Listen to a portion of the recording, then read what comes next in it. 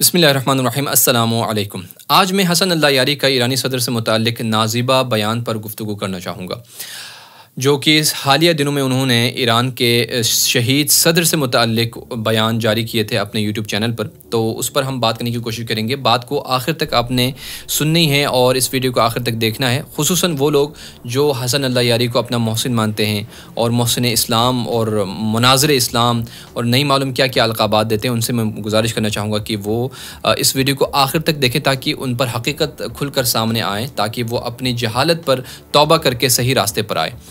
तो बात यह है कि ईरान में पेश आने वाला सानहे से जहाँ पूरे ईरान की फ़िज़ा सोगवार है, वहीं पूरे आलम इस्लाम और दुनिया के हुर्रियत पसंद और ज़िंदा ज़मीर लोग भी सोगवार हैं। हर दिल गमज़दा, हर आँख अश्कबार दिखाई देते हैं इस मज़लूम शहीद के लिए, जिसने मुख्तसर वक्त में ईरान और आलम इस्लाम को बेशुमार फ़ायदे पहुँचाए। एक दो अहम कामों की तरफ मैं यहाँ पर इशारा करना चाहूँगा, फिर अपनी बात की तरफ मैं आना चाहूँगा। यहाँ पर सबसे पहले सबसे अहम काम जो उन्होंने किया था वो है फ़लस्तीनियों की पुष्ट पनाही। एक तवाना आवाज़ और बहुत ही ताकतवर आवाज़ के साथ उन्होंने पूरी दुनिया के प्लेटफॉर्म पर आवाज़ बुलंद की इन मज़लूमों के लिए, जहाँ पर कोई आवाज़ बुलंद करने के लिए तैयार नहीं थे मुसलमान ममालिक में से। इन्होंने आवाज़ बुलंद की, या आप कह सकते हैं कि जो फ़ॉरेन मिनिस्टर थे इनके जो शहीद हुए हैं वो भी बहुत ही तवाना आवाज़ थे। साथ में अपने सदारती दौर में उन्होंने इसराइल पर और यहूदियों पर एक बहुत बड़ा हमला किया, जिससे आलम इस्लाम के दिल को ठंडक पहुँची। वो एक निडर और तवाना आवाज़ थे उन मज़लूमों के लिए, उन बेकसों के लिए। और एक अहम काम जो सिर्फ उनसे ही हो सकता था, यानी ये आयतुल्लाह रईसी ही कर सकते थे, वो था तमाम मिल्लत इस्लामिया को यकजा करना। जो शिराज़ा बिखरा हुआ था उसको यकजा करने में उन्होंने बहुत बड़ी कोशिश की, जिसके लिए सईद बुजुर्गवार ने दिन रात की मेहनत से इस नामुमकिन को मुमकिन बनाकर दिखाया। ये तीन काम इन्होंने तमाम मिल्लत इस्लामिया के लिए अंजाम दिया है। यही वजह है कि 70 से ज़ायद ममालिक के रहनुमाओं ने इनके जनाजे में शिरकत की। ये इनकी बसीरत और इंसान दोस्ती की सबसे बड़ी अलामत थी। और जब इंसान अपनी ज़ाती रुझान पर खल्क़े खुदा की मुश्किलात और परेशानियों को तरजीह देता है और उनकी मदद के लिए क़ुरबानियाँ देता है, तो अल्लाह उसकी ज़ात को अबदी व अज़ली बना देता है। फिर वो उसकी शख्सियत बार्डरों और महाज़ों तक जो है महदूद नहीं रखता, बल्कि उसकी महबूबियत जो है वो हमगीर और आलमगीर बन जाती है। फिर अल्लाह उसकी महबूबियत को हर इंसान के दिल में डाल देते हैं, हर जिंदा ज़मीर के दिल में डाल देते हैं। इसकी दुनिया से जाने के बाद भी लाखों लोगों के दिलों में वो हमेशा हमेशा के लिए ज़िंदा रहता है, जिसका मुशाहिदा हमने कासिम सुलेमानी और शहीद आयतुल्लाह रईसी के जनाजे में किया। इस अलमनाक हादिसे पर मगरिब और यूरोपीय ममालिक में से कुछ ममालिक ने भी ईरान से ताज़ियत और अफसोस का इजहार किया है। ये दुनिया का रस्म है कि जब किसी का दुश्मन भी मारा जाए तो लिहाज में उसके लवाहिकीन को ताज़ियत व तसलियत देता है। अगर जानी दुश्मन हो वो बंदा तो हद अक़ल खामोश रहता है और सुकूत रहता है, कुछ कहता नहीं है। लेकिन इस सानिहे पर एक इंसान नुमा शैतान और शैतान बुज़ुर्ग का मोहरा, वो आप देखें कि उसको ख़ुद अमेरिका और इसराइल से भी ज़्यादा खुशी हुई इस सानिहे पर। और न फ़कत खुशी का इजहार किया, बल्कि इसने इस खबर को लेकर पहले खूब कहकहा लगाया, हंसे। फिर ईरान के शहीद सदर इब्राहिम रईसी को इंतहाई गलीज़ और रकीक अल्फाज से याद किया। ये आप तक वीडियो पहुंची होगी। ये बात मैं कर रहा हूं कि अमेरिका के गोद में बैठे पालतू शैतान नुमा इंसान हसन अल्लाह यारी की मैं बात कर रहा हूँ इस वक्त, कि आपने हसन अल्लाह यारी का ईरानी सदर खादिम इमाम रज़ा आयतुल्लाह रईसी की शहादत पर जो बयान उन्होंने दिया है वो सुना है आपने अभी तक या नहीं सुना? आप तक यकीनन वीडियो पहुंची होगी। इस कदर नाज़ीबा और रकीक अल्फाज इस्तेमाल किए कि मैं वो अल्फाज यहाँ पर दोहराना भी मुनासिब नहीं समझता हूँ। इतने गलीज़ अल्फाज उन्होंने इस्तेमाल किए उनके लिए। तो मैं पूछना चाहूँगा वो उन लोगों से, कहाँ हैं वो पढ़े लिखे लोग जो इसके गुन गाते हैं, जो इस नापाक इंसान को मुनाज़िर इस्लाम और मोहसिन इस्लाम मानते हैं, इसको तशय्युअ के यानी तर्जुमान मानते हैं। इस खबीज़ की कई साल पहले की फ़ारसी की वीडियो आप उठाकर देख सकते हैं। उनको मैंने एक एक करके देखा। इनको मैं सालों से सुनता हुआ आ रहा हूँ। फ़ारसी में ये इन्होंने पहले काम किया, उसके बाद अरबी में काम किया। ये बदबख्त प्लांटेड है बाकायदा तौर पर।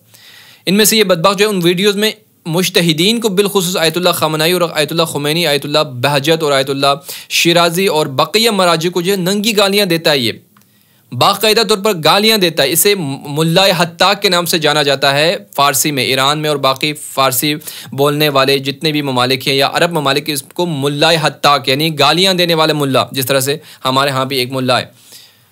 तो ये गालियाँ वाली जो सरकार थी ना, बिल्कुल ये इनको भी गालियाँ वाली सरकार से जो है वो जानते हैं। वहाँ पर तमाम उलमा की उन्होंने बेइंतहा तौहीन किया इन्होंने। जो दिल में उसके आया है वो उसने बक दिया है। लेकिन अभी उर्दू में जब ये आया है, उर्दू वर्जन में, तो इन्होंने बहुत कंट्रोल किया है ख़ुद को, लेकिन इसके बावजूद की जो असलियत है ना वो बाहर आकर ही रहता है। आप देखें मौला अली अलैहिस्सलाम की एक खूबसूरत और नूरानी हदीस है, और क्या खूब फरमान है। मौला अली फरमाते हैं कि अलमरउ मखबूउन तहत लिसानी, इंसान अपनी ज़ुबान के तले छुपा हुआ है। क्या मतलब इसका, यानी इसके अंदर जो और बातिन में क्या है ये उसकी बोल चाल और अंदाज़ गुफ्तगू से मालूम होता है कि वो किस लेवल के इंसान है। या एक मक़ूला है कि ज़र्फ़ से वही निकलता है जो इसके अंदर होता है। इसने इन बातों से मुकम्मल साबित कर दिया है कि ये किस लेवल का इंसान है, किस कदर घटिया और गिरा हुआ इंसान है। इस जाहिल को ये भी नहीं मालूम कि इंसानियत की तकरीम क्या है, और ये जान भी क्या सकता है, और इससे हम क्या तवक्को कर सकता है कि ये जाने और ये इन चीज़ों को जो है वो पहचाने। इसने तो मराजी को जो है वो गालियाँ देकर हज़ारों फ़लस्तीनियों के कातिल पर दरूद पढ़ा है। एक और वीडियो आपने देखी होगी कि उसमें क्या कहता है कि जो कुछ उन्होंने किया, जो कुछ वहाँ पर कत्ल व गारत, और वो सब के सब ठीक है। जो कुछ यहूद ने जो किया वो सब के सब अच्छा है, और उसके ऊपर यहूदियों को ऊपर ये दरूद भेज रहा है कि उन्होंने जो किया 1000 बार उन पर दरूद हो, 1000 पर अमेरिका पर दरूद हो। तो आप इस बात से ही अंदाज़ा लगा सकते हैं कि किसका मोहरा है और किसके लिए तैयार किया जा रहा है, किस फितने के लिए तैयार किया जा रहा है। आपने वो वीडियो देखी होगी। बस मेरे ख्याल में जिन लोगों को इस अमरीकी मोहरे की अब भी समझ नहीं आई है ना, जिनको अब भी समझ नहीं आई है, वो इसके बकवासात सुन लें और अंदाज़ा कर लें किस कदर घटिया और गिरा हुआ इंसान है। अब मेरे ख्याल में एक फ़ारसी का मक़ूला है कि अदू शवत सबब खैर, कभी अदू जो है ना, कभी दुश्मन जो है वो सबब खैर भी हुआ करते। वो कैसे?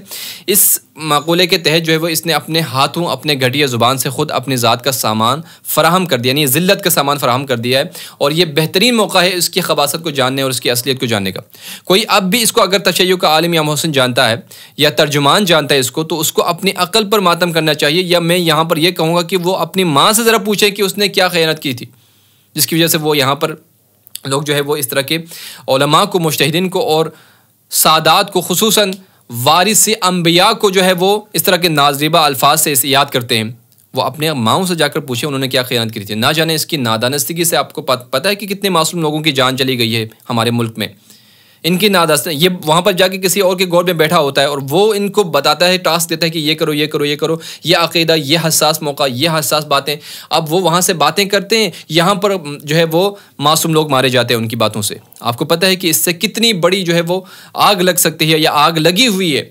एक सैयद ज़ादा, मुसलमानों का रहनुमा, मुदाफ़ी कुरान, मुदाफ़ी इस्लाम, मज़लूमीन जहाँ की आवाज़, इनके बारे में ऐसी गलीज़ ज़बान और गलीज़ अल्फाज, रकीक अल्फाज।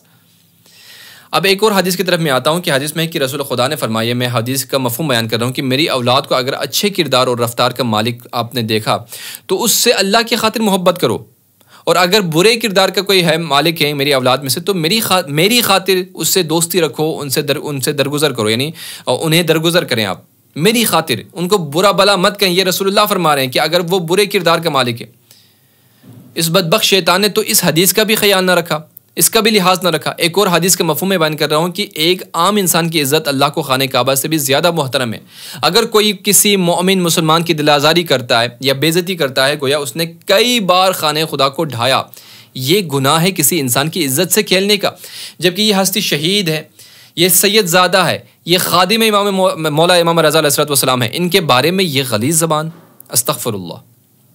मैं बताना चाहूँगा ये और बाकी मुसलमान नुमा संग दिल और बेज़मीर लोग जो चंद पैसों के लिए सब कुछ करने के लिए तैयार हैं, जो इस वक्त इसराइल के साथ खुशी में शरीक हैं, यहूदियों के साथ खुशी में शरीक हैं, ये सब मुसलमानों के मुश्तरका दुश्मन और ये अनासर यहूद और अमेरिका के मोहरे, और जिनको किसके लिए तैयार किया जाता है? अहले सुन्नत मुक़द्दसात और शिया उलमा पर गालम गलोच और शिया सुन्नी के दरमियान फितना और मुनाफिरत और अदावत पैदा करने के लिए इनको पाला गया है, इनको तैयार किया गया है।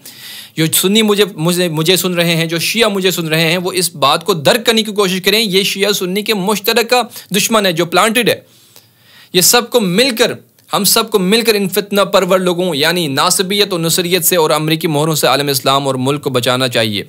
अल्लाह इन फितना करने वाले अनासर को बर्बाद करें अगर ये काबिल हिदायत नहीं है। हम यही बदुआ कर सकते हैं। लिहाजा जो लोग मुझे सुन रहे हैं इसको आगे शेयर करें ताकि इसकी हकीकत सामने बिखर कर जो है वो सामने निखर कर आ जाएं, और लोग जो इनको मोहसिन इस्लाम मान रहे हैं, मुफस्सिर मान रहे हैं, मनाज़िर इस्लाम मान रहे हैं, उन पर इस मुनाफ़िक़त की हकीकत जो है वो खुलकर सामने आ जाए। वमा अलैना इल्लल बलागुल मुबीन।